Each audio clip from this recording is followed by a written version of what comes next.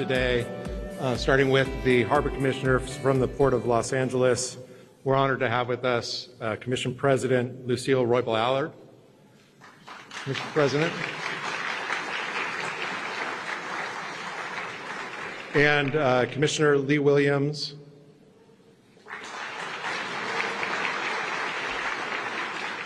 Commissioner Yolanda De La Torre.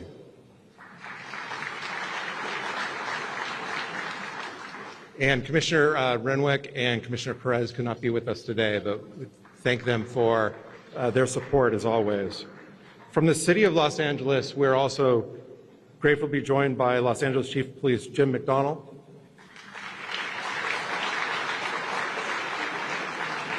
Los Angeles Fire Chief Jamie Moore,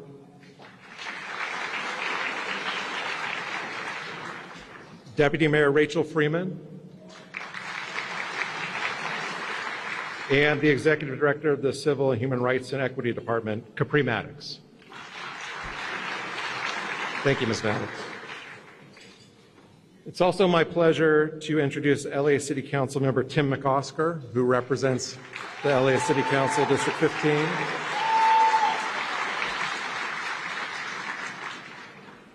And also, we have several members of the international diplomatic community with us today.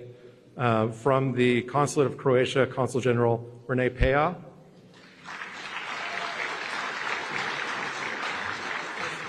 From the Consulate of Finland, Consul General Minna Laijava.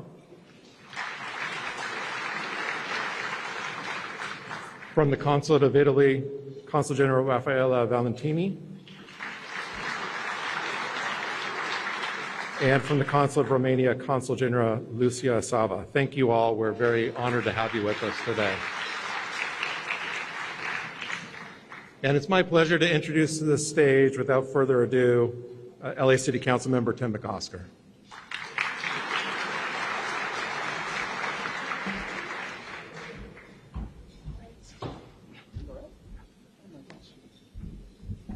Hello, everybody. How are you? This is fantastic. I haven't been in a room this crowded since the last McOsker Thanksgiving. This is amazing. It is so great. Tim McOsker, councilman of the 1-5, from Watts to the waterfront. And it is really an honor to have so many parts of my life converge right now. To be at Alta Sea at the Port of Los Angeles, where I was able to serve for a little while as CAO, is just fantastic. Let's hear it for Alta Sea for having us in this room today. And to be with my friends sitting with the PMSA, I'm very, very grateful always for the invitation. Let's thank PMSA.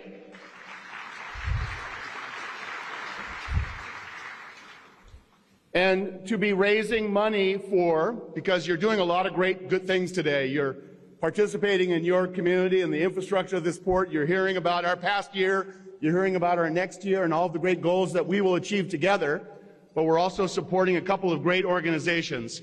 We all know EXP. EXP has been a constant part of this organization. Let's hear it for EXP, that does such a great job of training the next generation of folks in logistics, in the water, in the blue economy. They do a great job of preparing our youth.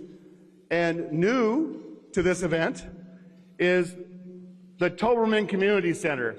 Let's hear it for the Toberman Community Center, or when I was a kid, the Toberman Settlement House.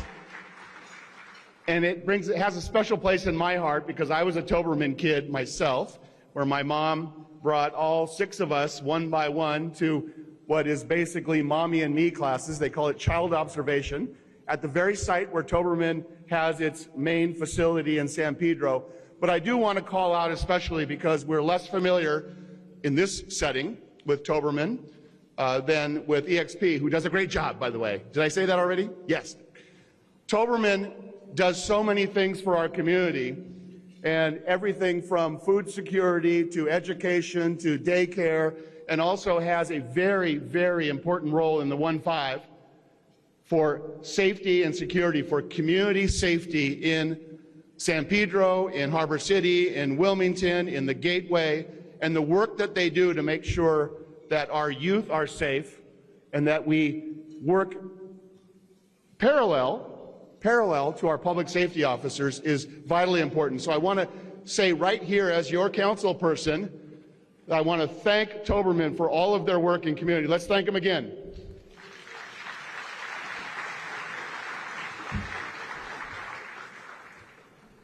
Of course, I'm really honored to welcome you to the 1-5. Many of you work, live, and play in the 1-5, but I'm always happy to welcome you here. And it's always my honor to hear from our Executive Director, Jean Seroka, who will tell us about all of the great work over the past year and all of the great work that we're going to be doing again together in the coming year as we continue to move goods, as we continue to keep folks employed, as we continue to clean up our environment and create economic value right here locally as well as internationally.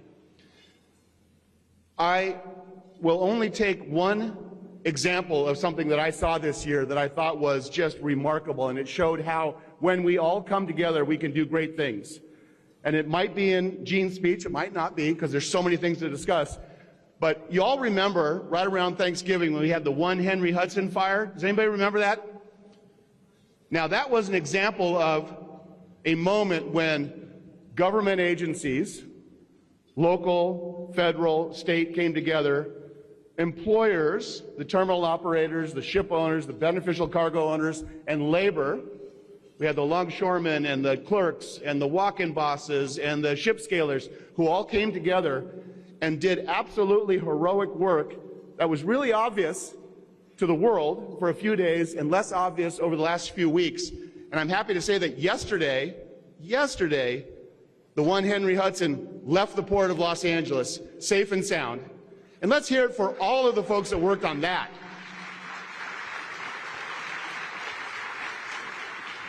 Anyway, this is a little longer than a welcome because I'm just so excited to have you here at Alta Sea. I'm so excited to have you in the 1-5. I'm so glad to be with you in such a big, warm, beautiful environment. I want to thank the Port of Los Angeles for always including me in all of these activities. I want to thank PMSA, and I want to wish you a happy and healthy lunch. Thank you.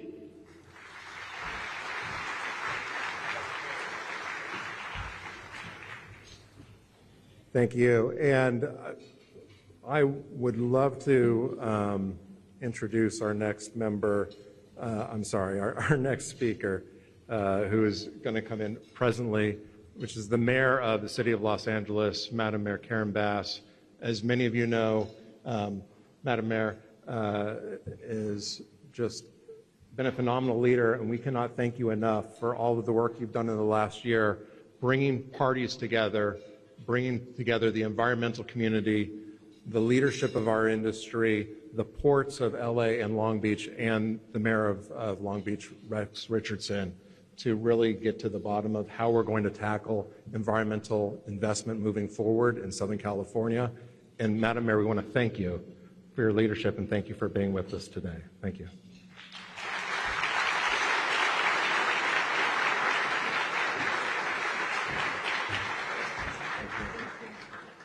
Thank you. Good afternoon, everyone.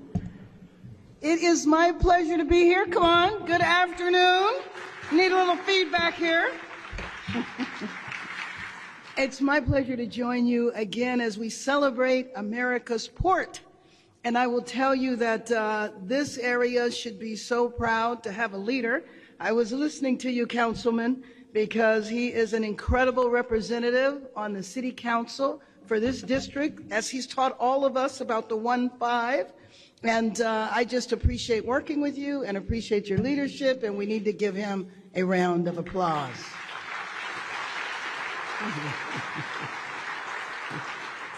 Let me also acknowledge our port commissioners, but especially my former colleague in Congress and now the president of the Port Commission, Lucille Roybal-Allard. Thank you. And I want to thank the Pacific Merchant Shipping Association for helping make today happen and ensuring that we can continue to hold this great event. And as I am told, this is the largest one ever. A huge thank you to EXP and our new nonprofit partner, Toberman Neighborhood Center, for using the state of the port as a launching pad to invest in the next generation of maritime workforce.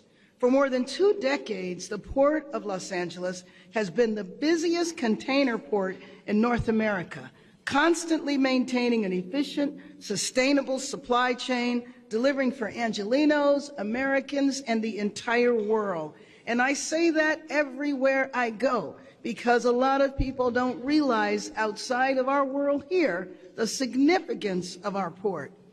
And this year was no different than the port reaching major sustainability milestones and the processing of a record number of pieces of cargo. Despite uncertainty and global instability regarding changing tariff policies, the port stood strong, rising to the occasion and meeting this moment.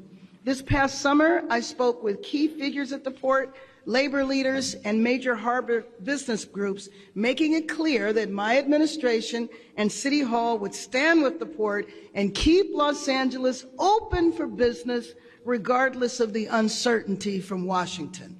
July set the record as the busiest month in the 118th year history for the port, with more than 1 million pieces of cargo being handled by the port. So can we give a round of applause to all of our incredible port and dock workers for achieving this milestone?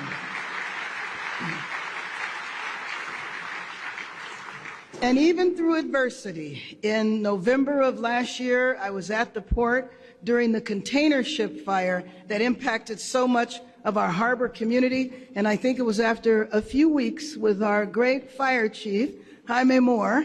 That was, I think, maybe it was your first disaster. It was 1 week. Okay, 1 week on the duty. But of course, you rose to the occasion, and we were able to contain that and protect the community.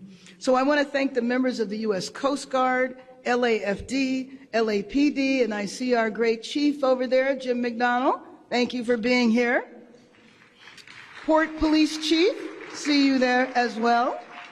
And Port Leadership for working around the clock to keep Angelenos informed and safe, ensuring that above all, we lead with public safety in mind.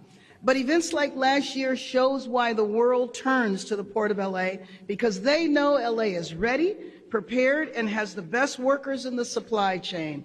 To all of our supply chain workers, you are the reason this is America's port, and the work you do day in and day out ensures that LA remains open for business.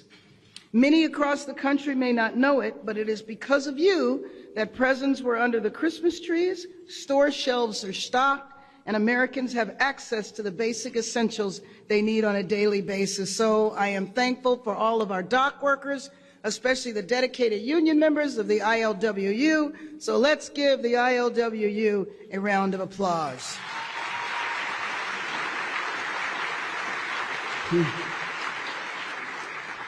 And I remember being here. I first joined Alta Sea for their grand opening in May of 2024, another great project of our councilman before he joined the council.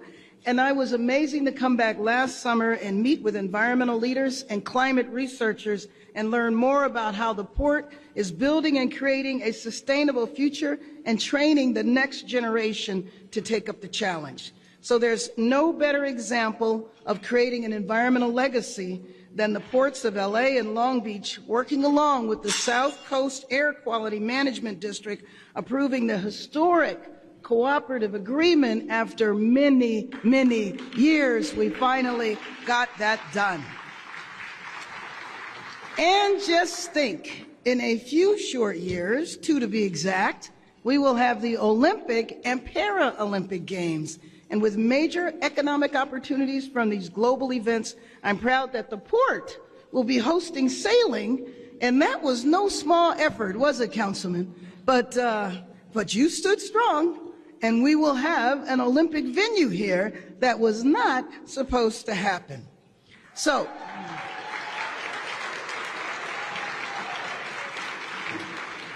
let me just say that we are all so fortunate to have the leader that we have at the port, Seroka, Jean, your leadership, your steadfast leadership and dedication to the men and women who work here is inspiring. Your ability to bring together the world, really, large coalitions of unions, businesses, international representatives, and community members is crucial to our work, steering Los Angeles in a new direction. But I just have to say, when everybody around the country was sure that the uncertainty, are we having tariffs, aren't we having tariffs, your steady leadership, because you said, as I was, of course, very nervous about it, it's going to be okay. And it was. And not only did we make it through that uncertainty, but we soared. And so I really have to give it to you and say we are very blessed, not just in our city, but in our country, to have a leader like Jean Seroka leading our port. So thank you. Thank you very much. And let me just thank everyone here for your flexibility and understanding. I am at a meeting for the Metro where we were voting on important projects, but I had to leave that for just a few minutes to come here and share a few words with you. Enjoy the rest of your afternoon, and now I'm going back to a very, very long meeting. Thank you.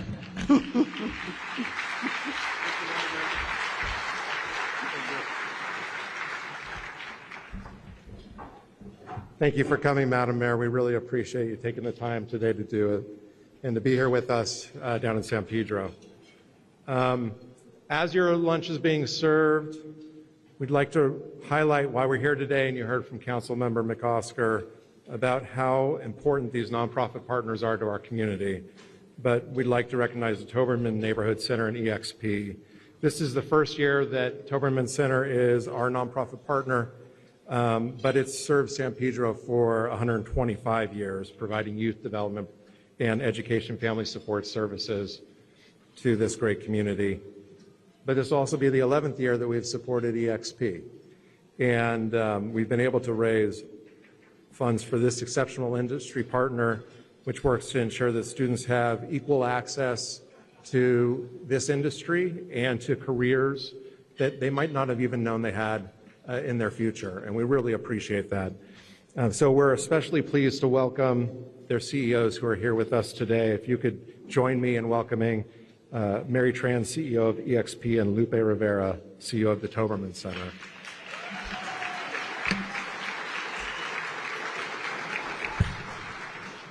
Thank you. Thank you. We would not be able to recognize EXP and Toberman without the help of all of you who are our sponsors. Today we have 59 sponsors for this event. It is fantastic and amazing that we have so many folks that are here to help celebrate these two nonprofits and the work that's been done by Gene and his team at the Port of LA this year. And we just want to say a thank you to everyone. But we have a special thank you to Carrick's and their diamond level sponsorship. Thank you to Carrick's. And thank you to our two diamond, our platinum sponsors, the Pacific Companies and Union Pacific. We're going to hear more from Union Pacific in just a second, but let's take a moment for a short video now from the Pacific Companies.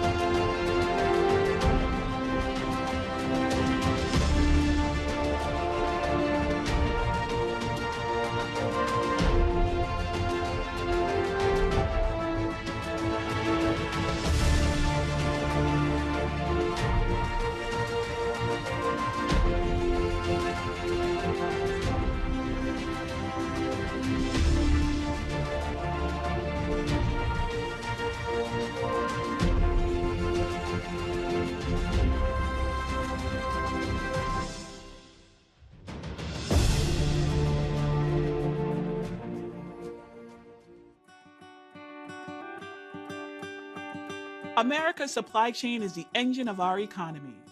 But in the heartland, freight is stopped in its tracks by an artificial barrier that divides America's rail system between East and West. Union Pacific and Norfolk Southern are tearing down that barrier and building America's first coast-to-coast railroad. This transformation will give America what most developed nations already have: a transcontinental railroad that enhances competition and serves the public interest, supporting industry, agriculture, communities, and the workforce. A single line that connects nearly every major port, industrial region, and population center in the country. And seamless routes that give customers faster, more predictable service that removes up to 2 days of transit with one contract, one bill, and end-to-end visibility. Making rail a true competitor takes trucks off America's congested highways, reducing wear on taxpayer-funded roads. It removes bottlenecks and interchange delays in markets like Chicago, St. Louis, Kansas City, and New Orleans. Every weekday in Chicago, over 1,000 trucks move freight within the city from one railroad to the next. A Union Pacific Norfolk Southern combination keeps that freight on rail, a faster, cleaner, and safer alternative. This unified network will unlock growth, strengthening every link in the supply chain by keeping freight seamlessly flowing across the country. Now is the time. America's industrial revolution is back. A coast-to-coast railroad will connect every region, keeping American-made goods moving faster to global markets. And Union Pacific and Norfolk Southern have the strength to build it, an end-to-end combination ready to transform the U.S. supply chain. Along with delivering record service, Union Pacific leads the industry in employee safety, while Norfolk Southern leads in derailment safety. Together, the two railroads will forge the most technologically advanced freight network in North America. And for the people who make it all possible, the promise of growth means the promise of some of the best paid industrial careers in America. Every employee with a union job when this merger is approved will continue to have one. An American transcontinental railroad is a bold idea, but at its heart, it's a simple idea. Keep America connected and keep freight moving for our employees, communities, customers, and nation. The Great Connection.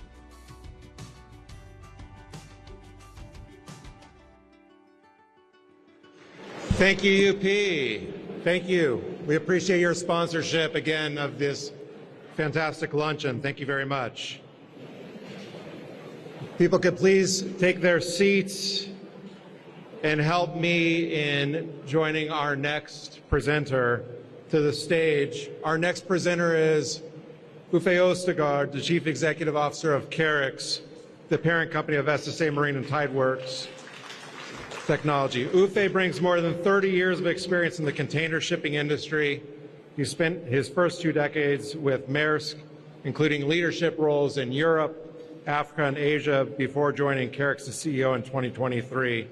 Carix and SSA Marine are key partners in keeping cargo moving safely and efficiently around the world. Please join me in welcoming Uffe. Thank you.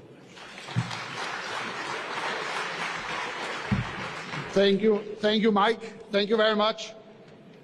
Always good to be speaking at a shipping event where people are calm and focused, right? Well, we at Carix are very honored to be the diamond sponsor of the 11th annual State of the Port. Those who are not familiar with Carix, we are one of the largest independent terminal operators. Many will know our activities under the SSA Marine brand. Throughout our 76-year history, we have been dedicated to provide safe, efficient, and sustainable operations. SSA has a deep-rooted history in Southern California across containers, breakbulk, cruise, and we also have a very long history with the Port of Los Angeles. For the past 40 years, we've been operating the international fruit terminal just next to us here at berth 54 and 55. Last year, in close partnership with the port, we achieved a major milestone by converting the terminal to zero-emission, fully battery electric cargo handling as the first terminal in our 150 terminal operations. Thank you. I would like to thank the Port of Los Angeles, the City of LA, the LA Department of Water and Power, the ILWU, and our many customers for making this possible. Now, Jean and I have known each other for many years, and I admire the clear, the bold vision that Jean has laid down for the port, but more importantly, the ability to enact the changes needed to drive progress. Secondly, I'm grateful for the role Jean has taken, particularly in the past 5 years, to be a voice of reason in our industry, talk facts against fiction when needed, and that is certainly something our industry has needed for the last few years. So now, Jean is a very good friend. I never get to see him anymore because he's a celebrity. So the only two ways I get to do that is either by turning on CNBC in the morning or by writing out a big check and become the diamond sponsor of this event. So with that, let me introduce and welcome to the stage Jean Seroka, the Port Director of LA. Welcome.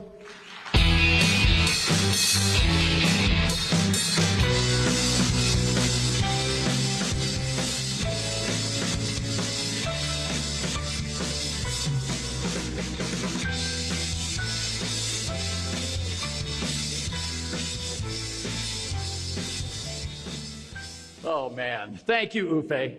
And thanks to Carrick's for being the first ever diamond sponsor. How about it? Seriously, we truly value what Carrick's does here in LA and around the world. And in just a bit, I'll be sharing some exciting news about what you're doing right here at home. Wow. Look at all of you. More than 930 people today, our biggest audience ever. Here's to you.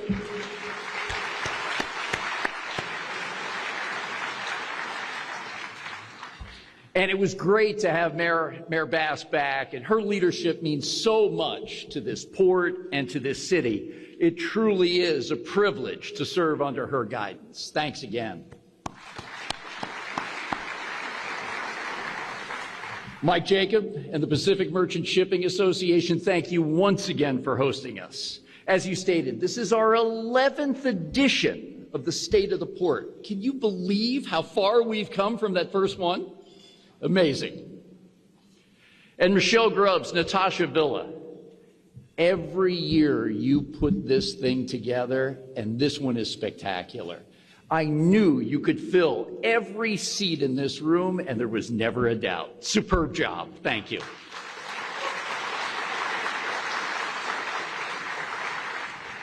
And here's what's most special. Today's proceeds will benefit the two great organizations we've mentioned, EXP and Toberman Neighborhood Center, right here in San Pedro. After today's lunch, we will have raised more than $350,000 for nonprofits in our harbor community, and it's because of your support we made this happen. Thank you.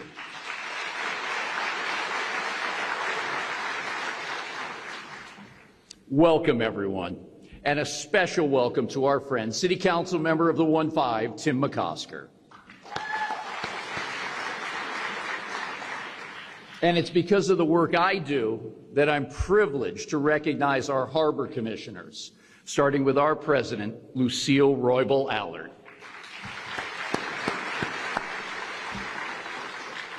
Commissioner Yolanda De La Torre.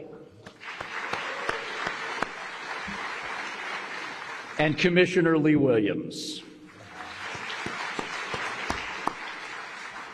Along with Vice President John Perez and Ed Renwick, who snuck out a little bit early today. We really appreciate what they do, and thanks to your steady hands and clear sense of purpose, we're able to continue to march on. Thank you.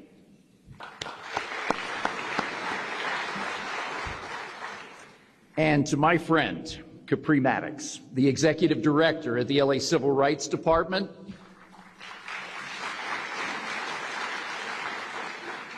Capri, I appreciate you being here again this year in person, and I am so pleased with all the remarkable work you're doing for our great city. Keep it up. Thank you.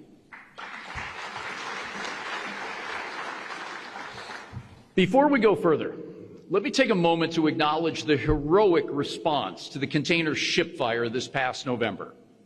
This could have been catastrophic. Instead, all 23 crew members were evacuated safely.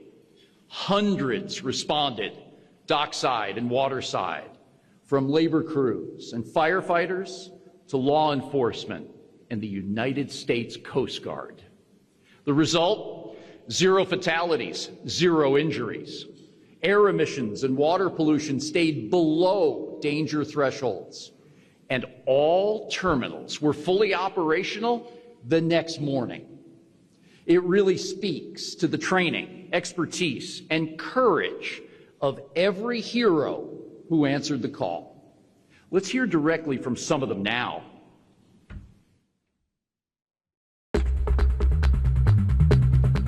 We are following more breaking news, this time from San Pedro, where crews have been battling a stubborn cargo fire at the port of Los Angeles for several hours now. It happened around 6:30 p.m. deep below deck on the 1 Henry Hudson.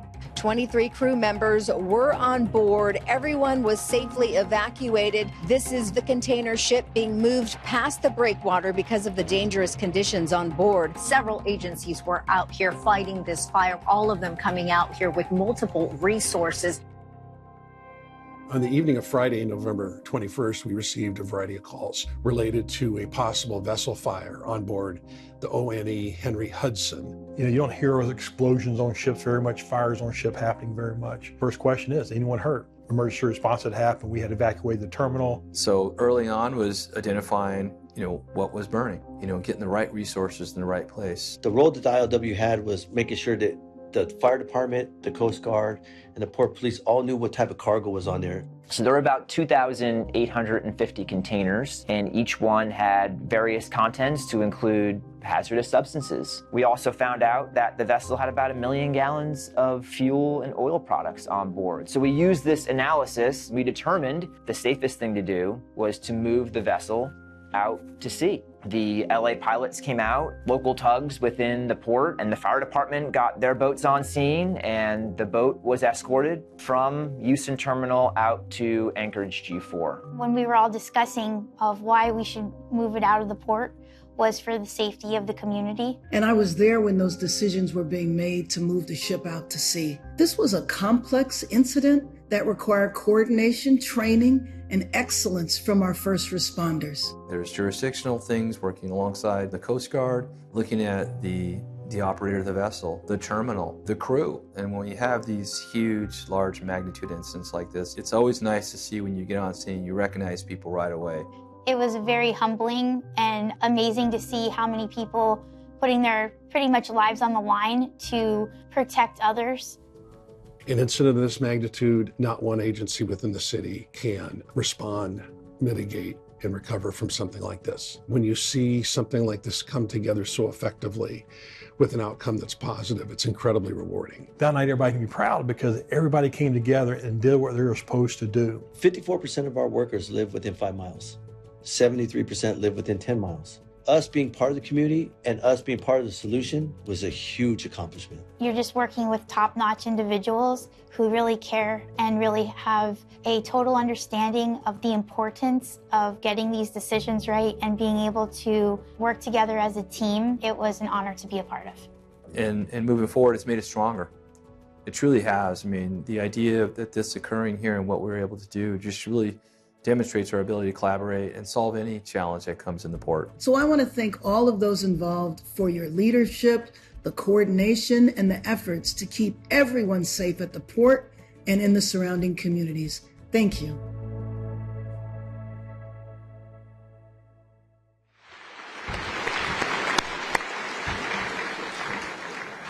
I am so proud of all who worked around the clock to respond to this emergency. Today, on behalf of the port, I'd like to honor that extraordinary service with a very special award. The Angels Gate Lighthouse is the symbolic guardian of our harbor, a beacon of safety that means so much to all of us. It represents home. Today, it recognizes those who protected our home.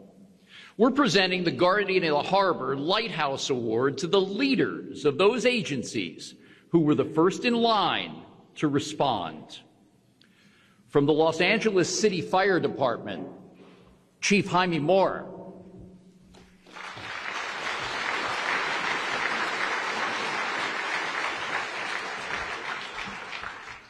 From the Los Angeles Police Department, Chief Jim McDonald.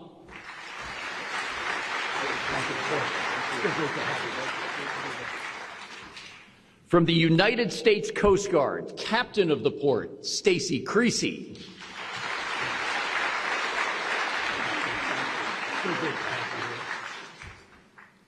Representing the women and men of the ILWU Locals 13, 63, and 94, President Gary Herrera.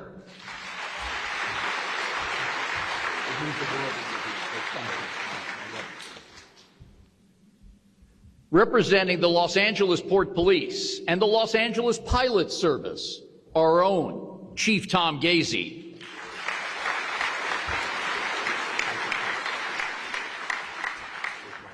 Representing the Houston Terminals team who served on the docks through all of this, Houston President and CEO Alan McCorkle.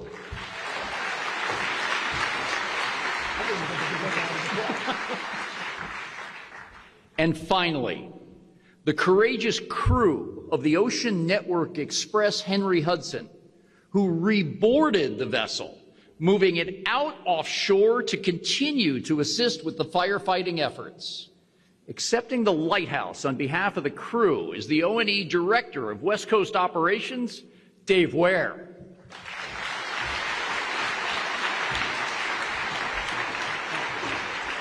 Take a picture over here real quick. Quick picture. Dave, Alan, you want me to do this? Okay, great. Come up a little closer. The marks don't mean anything. Thanks, Tasso. Thank you. Thank you, guys. Thank you. Good. Exit this way. Or you can go exit that way. Thanks, Chief. Thank you, guys. Thank you all and your organizations for your heroic leadership in our time of need. Thank you, ladies and gentlemen.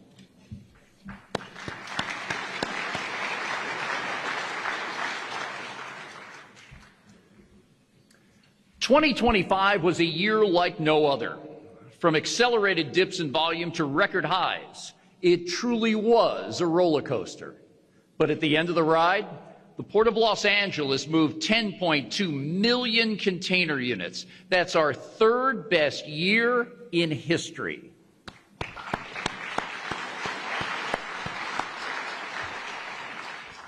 And I'm proud to say that for the 26th consecutive year, the Port of Los Angeles remains America's busiest container port.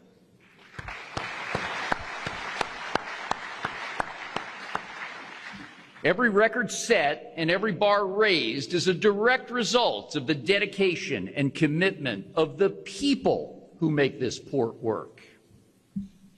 To our marine terminal operators and international longshore and warehouse union workers, you are the backbone of this port and its operations. Thank you all.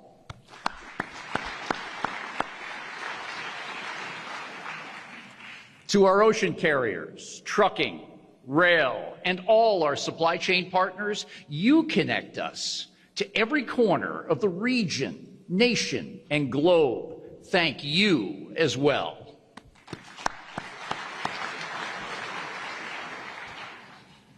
And to the women and men of the Harbor Department, our own 929 employees who play a crucial role in guiding, planning, and supporting every aspect of this port's operations, thank you.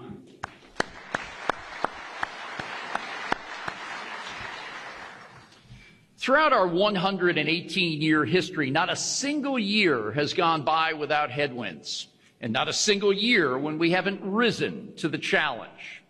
That's what makes me so proud to be with all of you today, and how fitting to be here at Alta Sea, a place where the port's past is literally repurposed to imagine its future. You can feel the energy of the docks in and around this warehouse.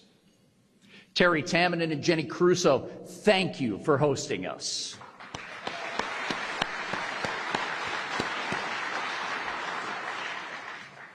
A 100 years ago, this building moved cargo. Today, it moves ideas. That transformation didn't happen by accident. It happened because people had the vision and the courage to build for the future. There's a lot of change in our world right now. The global trade map is being redrawn.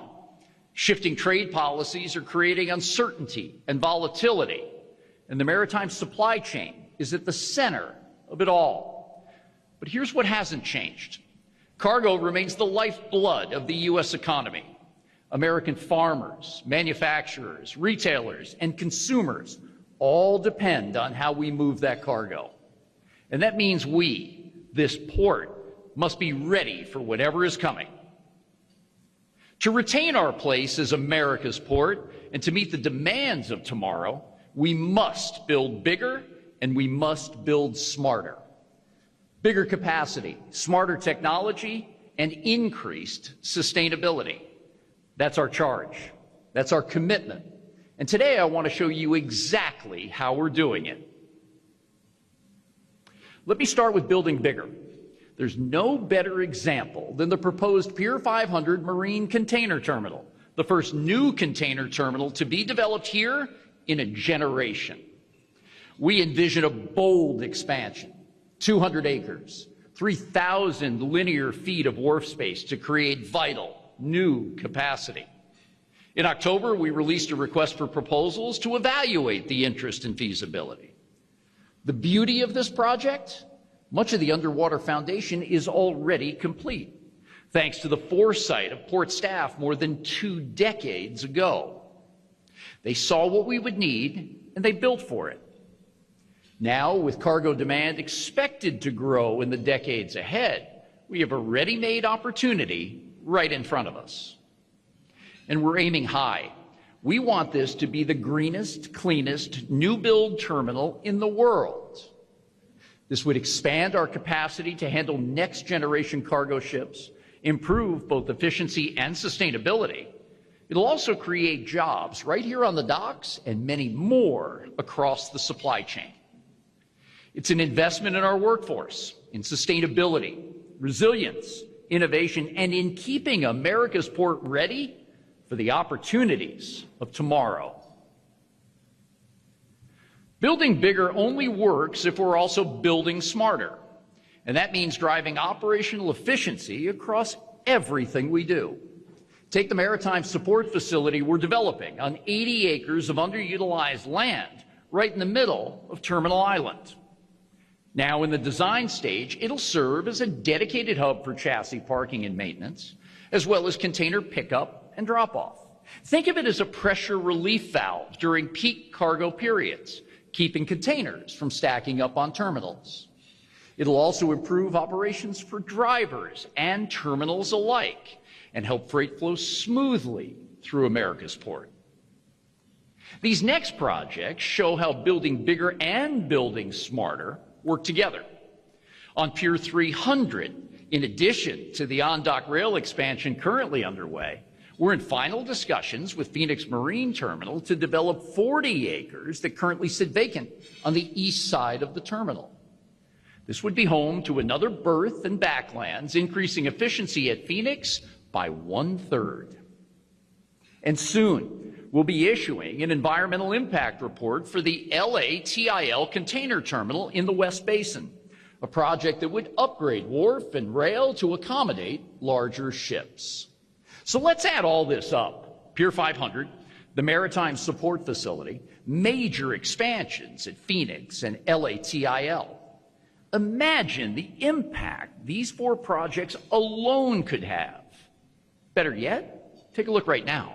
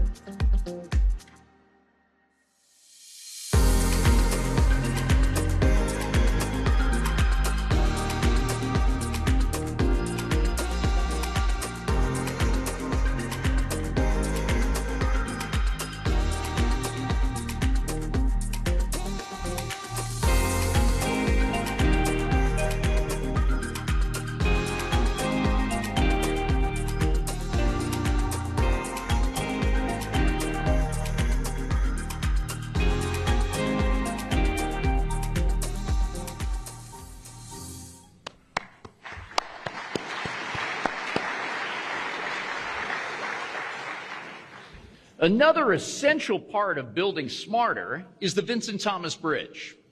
As most of you know, the bridge needs redecking to make it safer for the 50,000 vehicles that cross it daily. But here's the bigger issue. We also need to raise it or replace it to unlock our full capacity north of the bridge. We pushed to do both together, and that simply didn't work on a timeline basis. But the issue is not going away. A bridge built for yesterday's ships cannot be an obstacle for tomorrow's port. We're working with the governor's office and the California transportation officials to establish a formal partnership, exploring all options, which could include building a new crossing. I want to personally thank, there we go.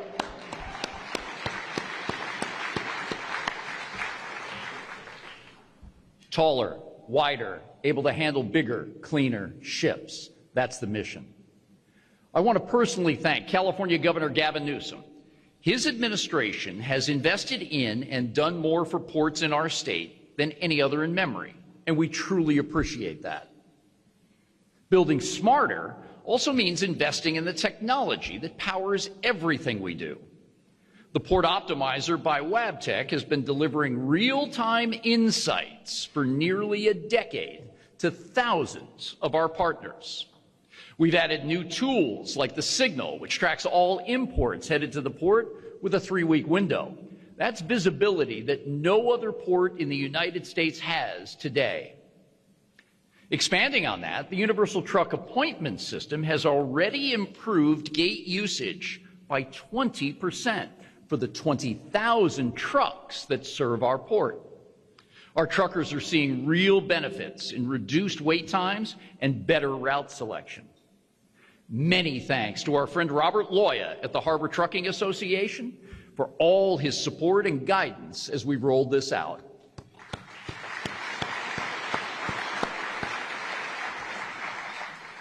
And here's where building smarter also creates building bigger. Thanks to an $8 million California GoBiz grant, we're expanding the Port Optimizer to access appointment data at the Port of Long Beach terminals in the very near future.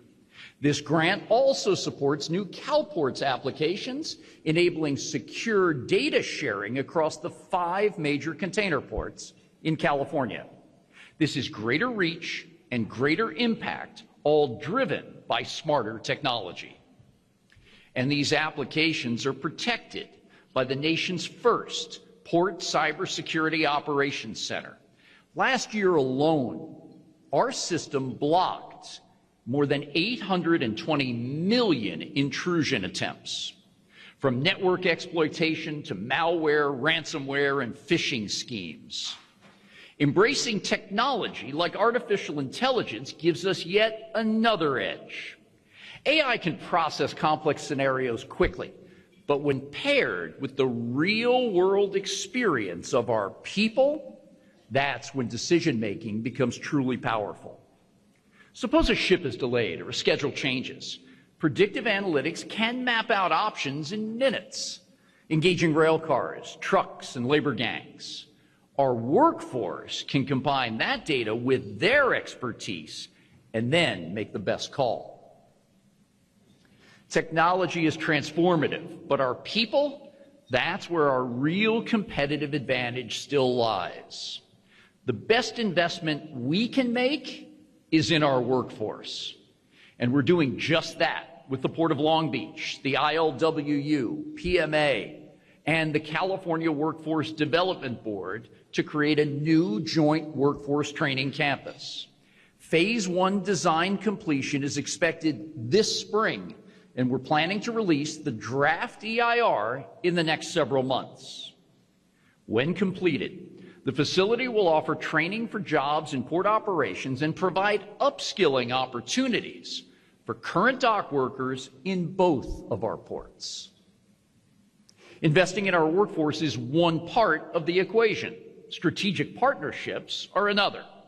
For example, last summer we signed a memorandum of understanding with the Wonderful Company to improve connections with California's Central Valley and bring more American exports through our port.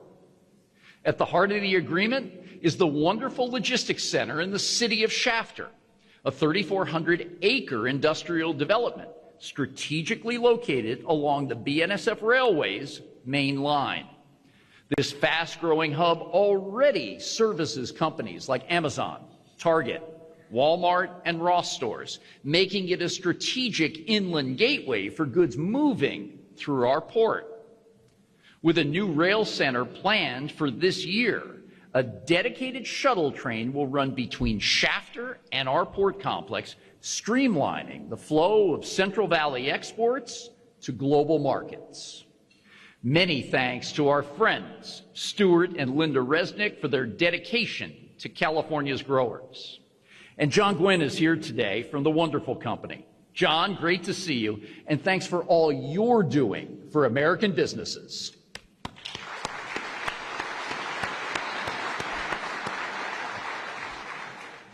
We're building regional, national, and global partnerships to power our future, investing in our business, our economy, and in our community. Because the port is more than a hub for global trade. It's a community asset that's shared with our residents and visitors alike. That's the thinking behind the Public Access Investment Plan here at the port.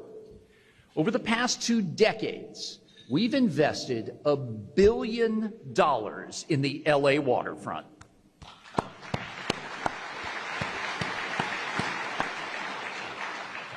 And today, we reserve 10% of our operating income every year, matched with maintenance dollars, for incoming and new public access projects. It's how we ensure that as the port grows economically, we also grow in accessibility, recreation, and community connection. With every project, we prove that when the port succeeds, our neighborhoods thrive. Take the Cabrillo Marine Aquarium, a real jewel on our waterfront. It needed funding for the replacement of its life support system and a major renovation of the Animal Food Preparation Center. Through the Public Access Investment Plan, The port contributed $2.4 million to these crucial upgrades. And this April, the aquarium will celebrate the completion of this project and the reopening of its main exhibit hall. Congratulations to Chrislyn McCarran, Caroline Brady, and the entire aquarium team.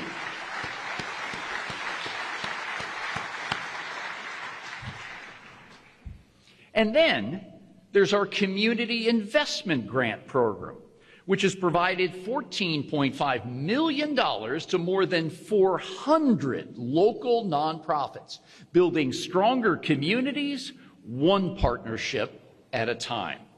Organizations like Clean Wilmington, led by Salvador Lara. Salvador, thank you for all you do.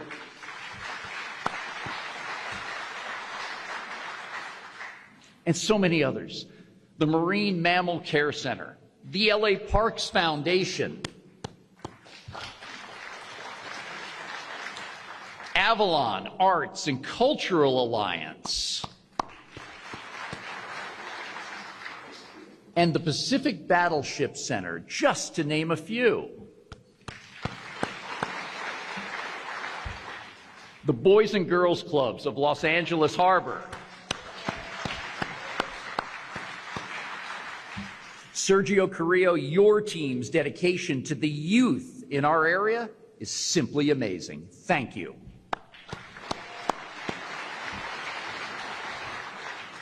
These are just some of the many community groups we've been fortunate to partner with over the years.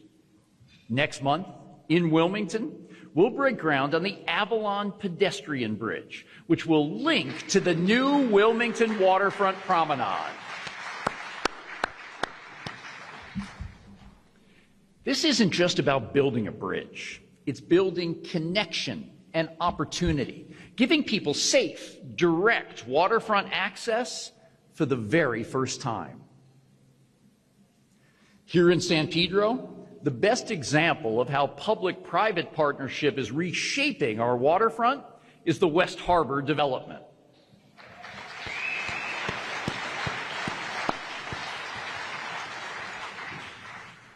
I am so pleased to share that the grand opening is set for this summer.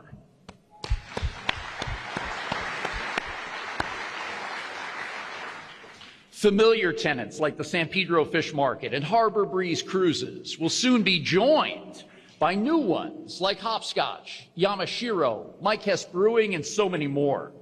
Neighbors, visitors, and folks working nearby will have more places to gather, eat, and take in the sights and sounds of America's industrial theater. And West Harbor's next phases are moving forward right now, including a 175-foot observation wheel overlooking the harbor and the highly anticipated 6,200-seat open-air amphitheater in collaboration with Nederlander Concerts.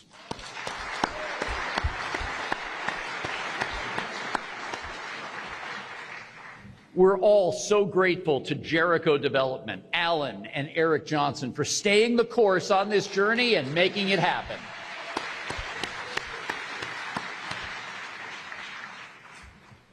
We're on the precipice of a new era of the LA waterfront, yet nothing is more high profile than what's coming in just over 2 years. The Port of Los Angeles will be front and center on the world stage as a venue for the 2028 Olympics.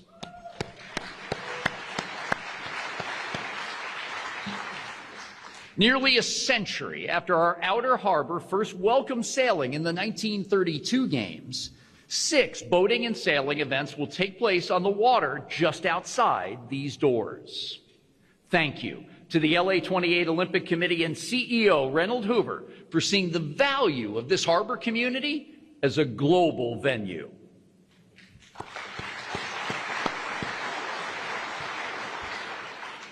It's really amazing to think how different this waterfront will look, not only for our communities, but for the millions of visitors and cruise passengers who will come through our port. And speaking of cruises, 2025 was a record year here in Los Angeles.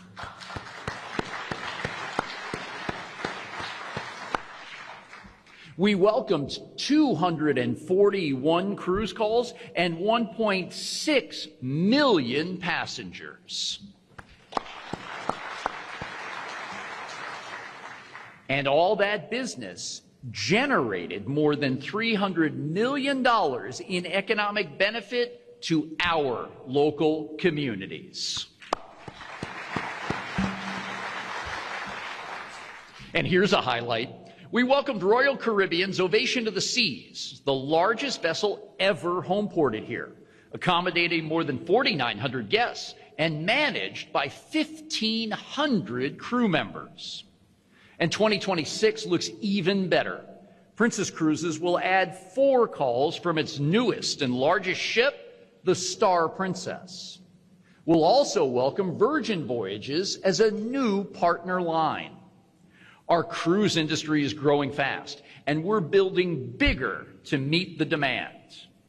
Today, we're excited to announce the selection of Pacific Cruise Terminals to help us transform the outer harbor with a new world-class cruise center.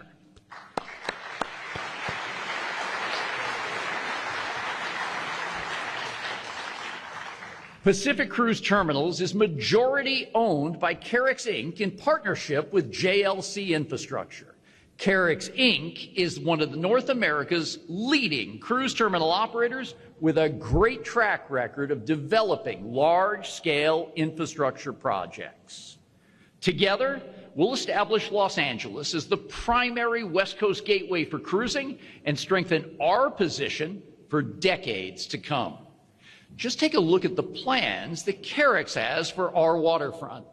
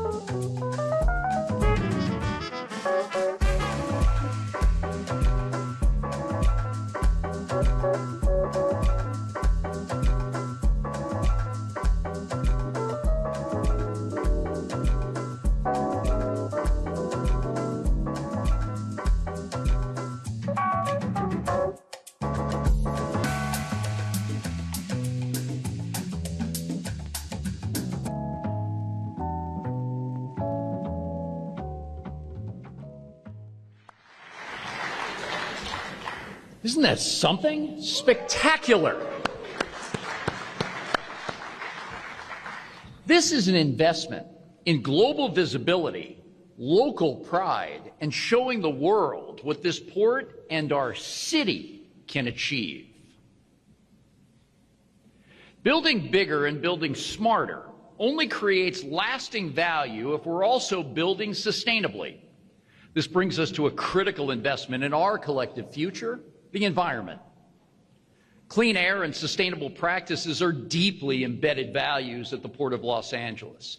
Thanks to so many of you in this room, we continue to lead on the national and global stages across all areas. And that leadership shows up in 3 ways: measurable results, innovation here at home, and partnerships around the world. Let's start with the results.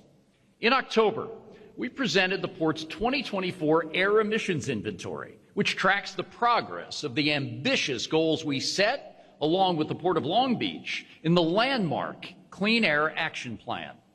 This is the 20th anniversary of the CAP. It's the longest-running, most detailed port emissions inventory program in the world. Our latest report showed that the Port of Los Angeles has achieved the lowest emissions ever on a per TEU basis.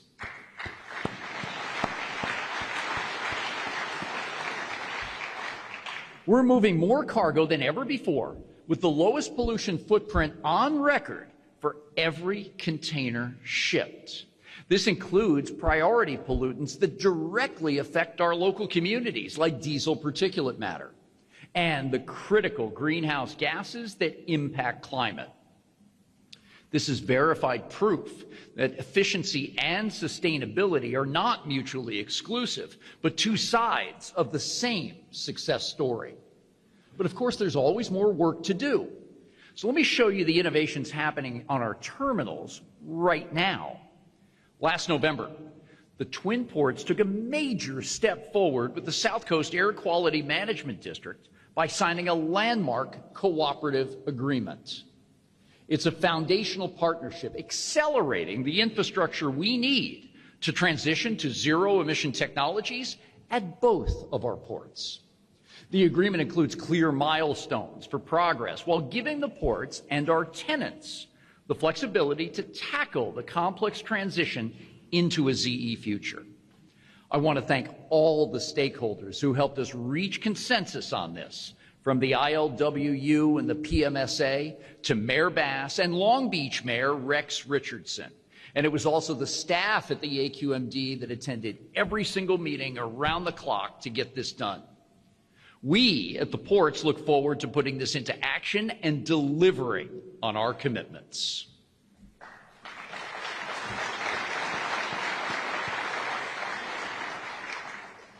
Across our terminals, the work is already underway. The EPA Clean Ports Grant is moving forward. Together with private funding, this $650 million infusion will bring battery electric, human-operated, zero-emission equipment to our docks, along with new charging stations and 250 ZE drayage trucks.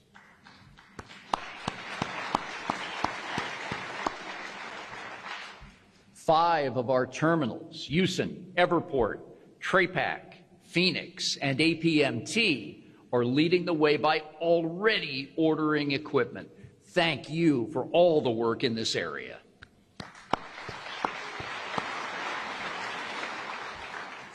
And here's a first.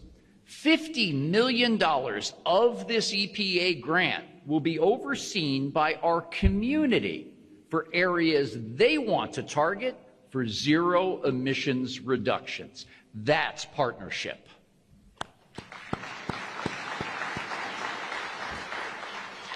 The same grant will bring shoreside power to Wallenius Wilhelmsen Auto Terminal in Wilmington, one of the West Coast's busiest auto import and export facilities.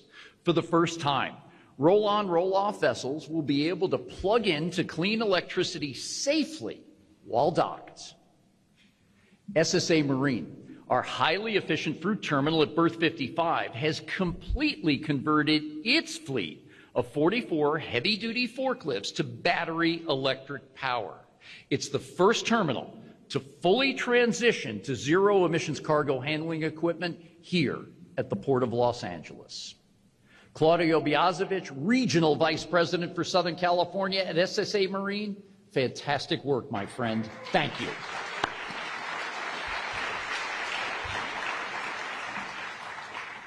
We're also innovating new technologies like inductive charging at the West Basin Container Terminal, where we've been testing wireless systems that will charge cargo handling equipment. And just as we pioneered shoreside power for ships, we're now extending that same thinking to railroads, with funding from the Union Pacific Railroad and another EPA grant. We're also investing in cleaner rail operations. By testing plug-in systems that allow locomotives to draw power directly from the grid, we believe we can further cut emissions, improve air quality, and take another major step toward our zero-emission future. A big shout out to the UP team for all the work they're doing on this and still keeping our cargo moving day in and day out. Thank you, ladies and gentlemen.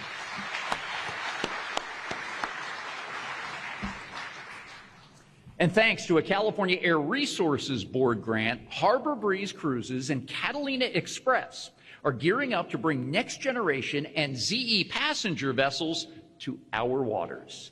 Danny Salas at Harbor Breeze and Greg Bombard at Catalina Express, we appreciate your friendship and dedication. Thank you.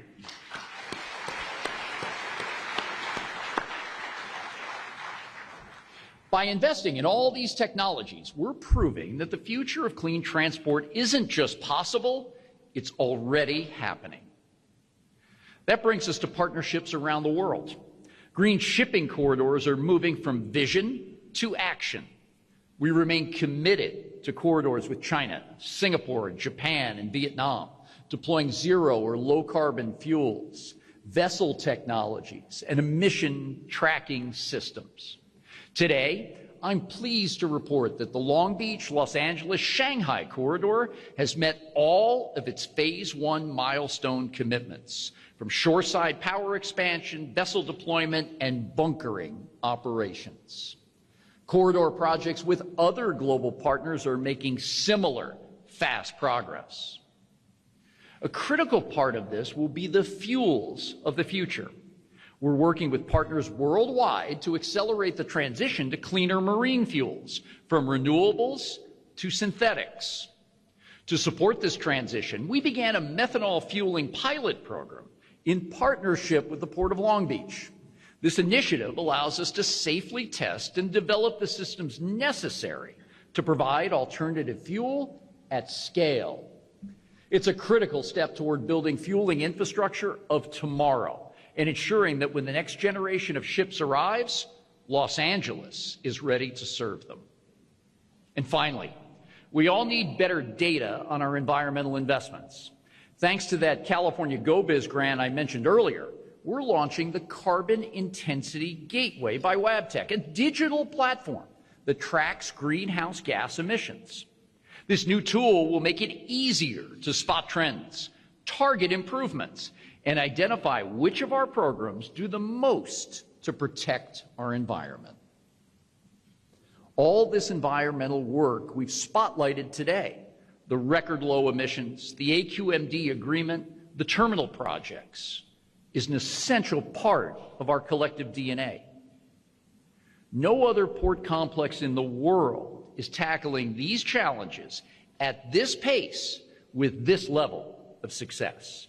And I thank you all for being such strong partners in this mission. Thank you.